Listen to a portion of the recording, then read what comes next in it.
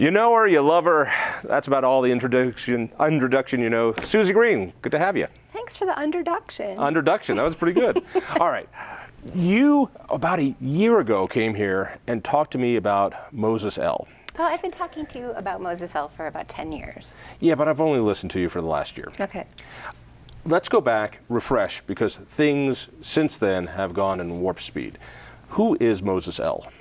He's a guy. He's a guy. He's a guy. He's 61.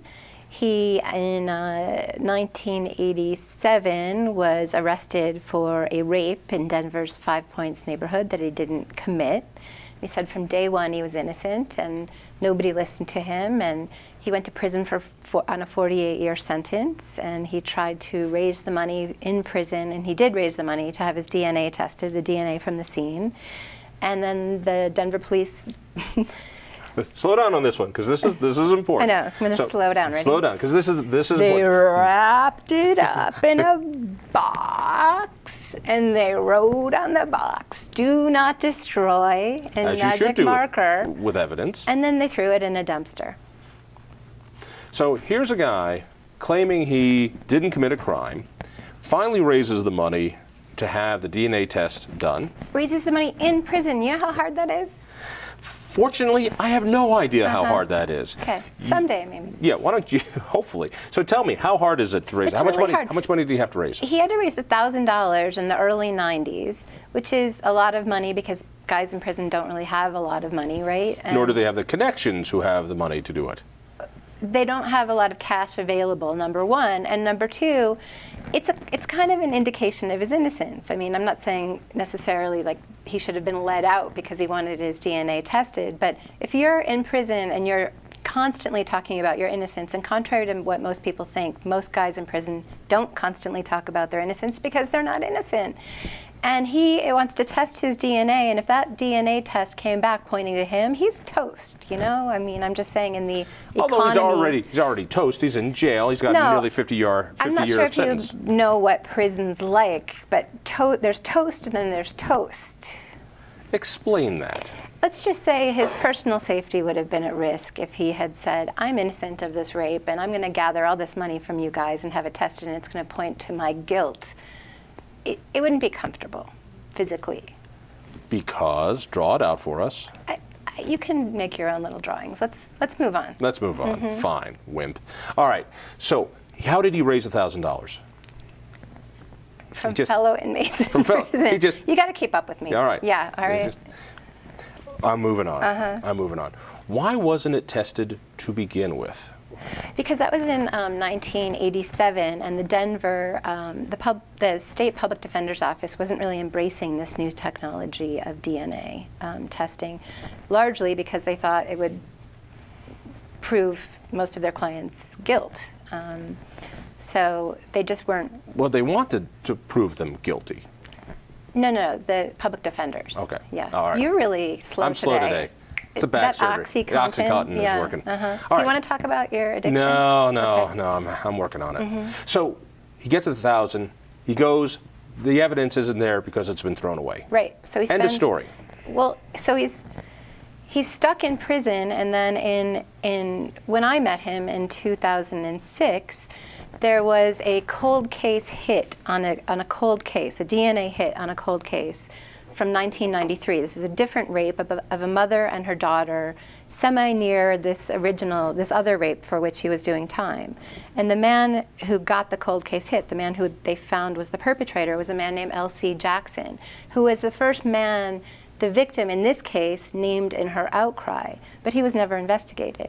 So I was working at the Denver Post at that time, and I went to Mitch Morrissey, the DA, who was prosecuting L.C. Jackson on this cold case and putting out press releases and hugely patting himself on his back for solving this crime, and said, why don't you reopen the Moses-EL case? That's the first guy named, and plus Moses-EL's case stinks.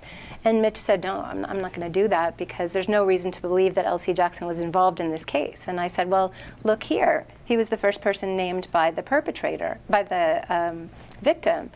And he kept saying, no, that's not true. And it was like in black and white. And he kept saying, no, she never named him. It was sort of surreal, like twilight zone. And I would tell people this story, and I think they kind of didn't believe me because it was so weird. And then he testified at the legislature, no, she never named Elsie Jackson. Like, he was doing everything he could to not kind of embrace the truth in this case, including about 4 years ago when Elsie Jackson wrote Moses-El in prison and said, bring your lawyers, it's time to bring to light what was done in the darkness, meaning he wanted to confess. And then he went on and did confess, and Mitch Morrissey tried to suppress that evidence for 4 years until Moses-El got out about a year ago, which is when I was on this show last, and you were pretty slow then too in interviewing me. It was hard for you to keep up with these facts. And he's been out for about a year, and you'd think, you know, there's a confession in the case, the judge has lifted his convictions. Wait!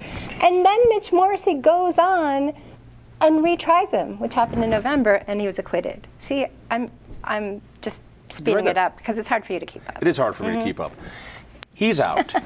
Yeah. He wouldn't come on today. That's why I asked you to come on today. I know. I'm always your second choice. Always. Yeah. Is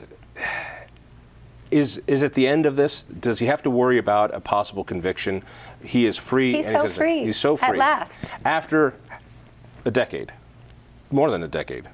He was in for 28 years, and then it hung over him for a 29th. 29 years. And you know, and what happens to Mitch Morrissey now? Well, Mitch Morrissey is leaving office. He's leaving office. He's in January. Term limited. He's term limited, and his legacy is a bit marred, I would say, by this. Marred. You got to know Moses pretty well. I remember talking to you the day he got out. I remember our conversations. You were emotionally invested in this. Your organization, the Colorado Independent, pushed this issue more so than the Denver Post pushed this issue. Why did it not get the media traction it deserved? It's a good question. So when I originally reported this case for the Post, it was part of a national series called Trashing the Truth that I did with my partner at the time, Miles Moffitt, who covered the case of Tim Masters, who was exonerated after 10 years. Tim is white, and you know, he did 10 years. Clarence Moses-El is black. He did 28 years. And Tim's story got a lot more attention. I'm not sure it has to do with race, but it is an interesting fact. And Tim himself has been wondering for several years. He's been in touch with Clarence, and he's always wondering, why did my case get all this coverage and Mo's got none? So it's an interesting fact. Yes, I covered it at the Post, and I have been covering it here at the Independent, and happily so. I wrote things about Clarence Moses-El at the Post that got spiked. Tell me about that. Why did it get spiked? I don't know. I'm not in the heads of the editors there, but I think Mitch Morrissey got to them. Mitch contacted people and said my reporting was false, and he lied about that, and he lied about a lot of other things, including in front of the legislature. And, you know, I think they lost faith in me and lost faith in the story. What about the alleged victim? Now that he's out, has she changed her story? No, so she was the main witness in this case, and the only evidence that really ever was against Clarence Moses-El at the original trial was that his identity came to her in a dream after she was attacked, and after she had named these 3 other people, including Elsie Jackson, the first guy named, the guy who's later confessed. And she's still sticking to that story. Her story has changed a bit over the years in sort of crazy ways that made this pretty much like a kangaroo court. I mean, it was a crazy trial. They had no evidence at all. They had one other witness who was just completely debunked, and his credibility was trashed within about 5 minutes on the stand. Looking back at it, what fell apart?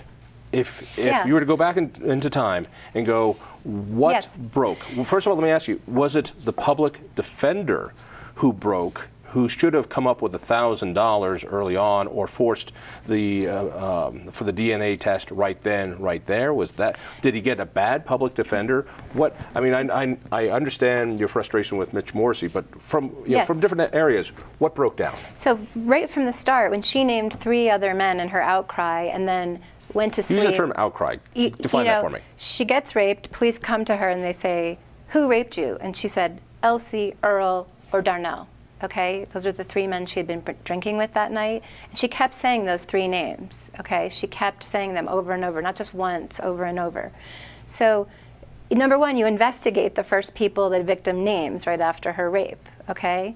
Number two, you kind of maybe question how strong is your case when the only evidence against the guy that you're prosecuting is that his identity came to the victim in a dream. It also happens that his wife and the victim had been fighting in the days leading up to the attack, and so the victim had a reason to mess with So Clarence first mess up Moses-El. was plain investigatory. Terrible police work. All right, terrible police work. Goes to trial. What went wrong there? I think he didn't have the best public defender.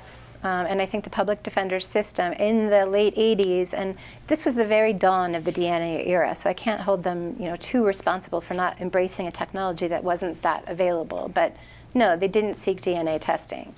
And I don't think he had the best lawyer, let's put it that way.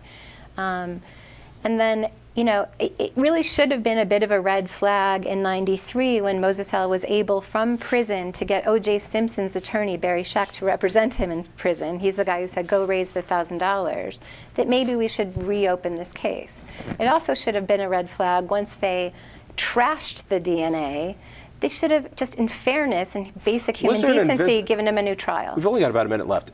Was there an investigation on how they lost the evidence? There was. It was and what was found? That the DA's office hadn't completely communicated with the police department, and also the various people within the police department hadn't communicated with each other. And then finally, Mitch Morrissey. What did he do wrong?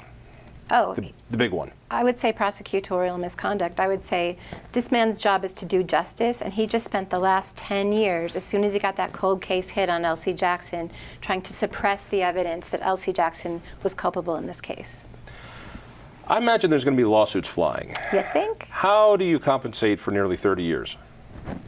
I don't know. I don't know. I mean, I don't think any amount of money could do that. Really. How's Clarence doing now? He's amazing. He's amazing. Has a great family. He has terrific friends, a great attitude, and wants to make the most of the time he has left. People want to know about it? ColoradoIndependent.com, I'm assuming. Listen for me on KHOW Radio. Tell a friend, and we'll see you next week.